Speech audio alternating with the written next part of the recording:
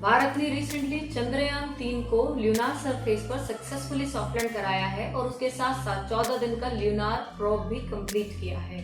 तो आज उसकी आउटकम्स और उसकी फाइंडिंग्स के बारे में जानते हैं। 2008 में चंद्रयान 1 को ल्यूनार सरफेस पर क्रैश लैंड कराया गया एक इम्पैक्ट प्रोब के तरीके से, और भारत ने इस प्रोब के साथ दुनिया को एक बहुत ही सिग्निफिकेंट बात बताई, that moon has water.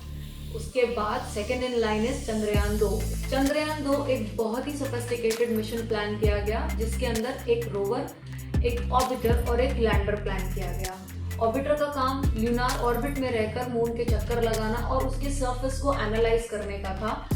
Lander was plan कि वो रोवर को सेफली सॉफ्ट लैंड कराएगा ल्यूनार साउथ पोल पर, और रोवर वाज प्लान ताकि वो ल्यूनार सरफेस और ल्यूनार इंटीरियर्स को एक डिटेल्ड फॉर्मेट में एक्सप्लोर कर सके। ये एक पार्शियली सक्सेसफुल मिशन रहा कि due to some software glitch the lander crash landed and the rover could not be landed safely on the lunar surface.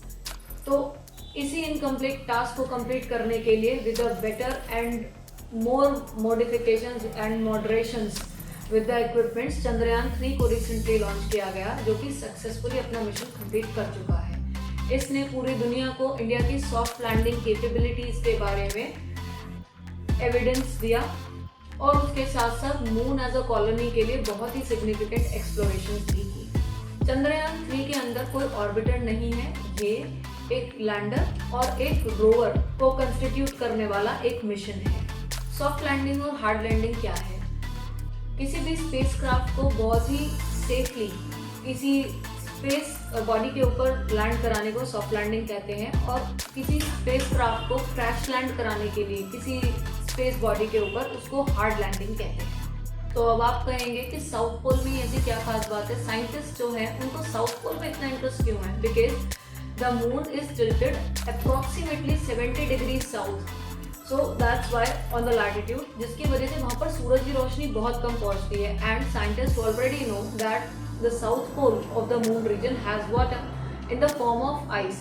अब वहाँ पर कुछ ऐसे क्रेटर्स हैं जो परमानेंटली शैडोड एरिया हैं, तो वो परमानेंटली शैडोड एरियाज के अंदर ऐसा माना जा रहा है कि बहुत सारे सिग्निफिकेंट फॉसिल्स और इस तरीके के वहाँ पर सैंपल्स अवेलेबल हो सकते हैं, जो हमें evolution of the solar system and Earth के बारे में बहुत कुछ इंपॉर्टेंट जानकारी देंगे, and moon as a colony के बारे में भी हमें हेल्प करेंगे फॉर द फ्यूचर एक्सप्लोरेशन। तो इसीलिए south pole is of utmost importance, और इसीलिए साइंटिस्ट साउथ पोल को एक्सप्लोर कर रहे हैं।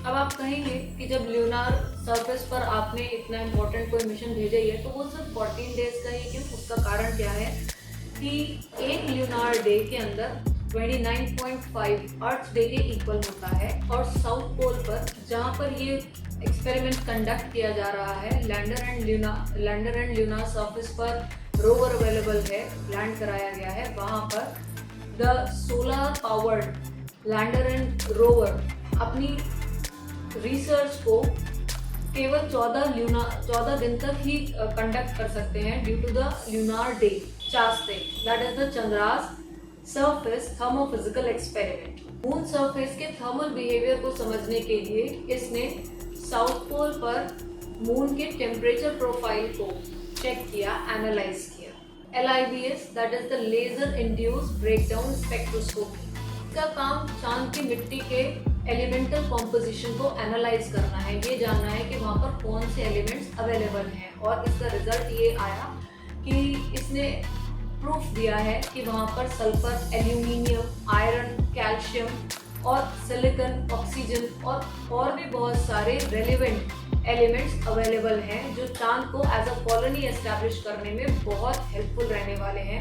APXS alpha particle X-ray spectroscopy, इसने चांद की सतह पर अवेलेबल रॉक्स को एनालाइज किया, उनके केमिकल कॉम्पोजिशन को एनालाइज किया, और ये इसने डबली इसको कंफर्म किया कि yes, moon surface has sulphur and the other elements as well. ये दोनों ही बातें बहुत सिग्निफिकेंट हैं, क्योंकि to see moon as a future colony, आप धरती से तो इतना कुछ ढोकर लेकर नहीं जाएंगे, तो वहाँ चांद की सतह पर कौन से एलिमेंट्स अवेलेबल हैं और वो मून एज अ कॉलोनी के टाइम पर कंस्ट्रक्शन के लिए कितने हेल्पफुल रहेंगे। तो ये एक बहुत ही डिसाइडिंग फैक्टर हो सकता है to see and to realise the constructions on moon, ताकि वहां पर ल्यूनार माइनिंग की जा सके in the near future. Next is RAMBHA, that is the radio anatomy of moon bound hypersensitive ionosphere and atmosphere. ये मून के plasma environment को analyse करेगा और इस सिस्टम ने वहां के आयन एंड इलेक्ट्रॉन डेंसिटी को बहुत ही एक्यूरेसी के साथ में मेजर किया है। Next is ILSA, that is the instrument for lunar seismic activity. जैसे कि अर्थ पर अर्थक्वेक्स होते हैं, वैसे ही मून पर मूनक्वेक्स होते हैं। और अर्थक्वेक्स को जिस तरीके से अर्थ के इंटीरियर्स के बारे में स्टडी करने के लिए उन वाइब्रेशंस को, उन ट्रेमर्स को रिकॉर्ड किया जाता है, उसी तरीके से इल्सा मून पर मूनक्वेक्स और मून ट्रेमर्स को रिकॉर्ड करेगा, ताकि मून सरफेस और मून इंटीरियर्स के बारे में बेटर स्टडी की जा सके।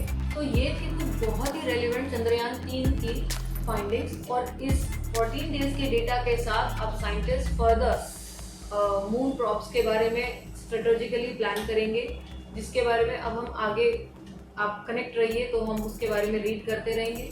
ये एक इकोनॉमिकली और साइंटिफिकली दोनों ही तरीके से पूरे वर्ल्ड के लिए एक बहुत ही सिग्निफिकेंट और सक्सेसफुल प्रॉब रहा है। इसी के साथ साथ हमारी सॉफ्ट लैंडिंग कैपेबिलिटीज को भी पूरे वर्ल्ड को हमने प्रूव किया है। ये इकोनॉमिक बेनिफिट्स हमारे लिए फेच करके लेके आने वाला है इन the near future explorations. And this is all for today. Stay tuned for the next video. Bye bye.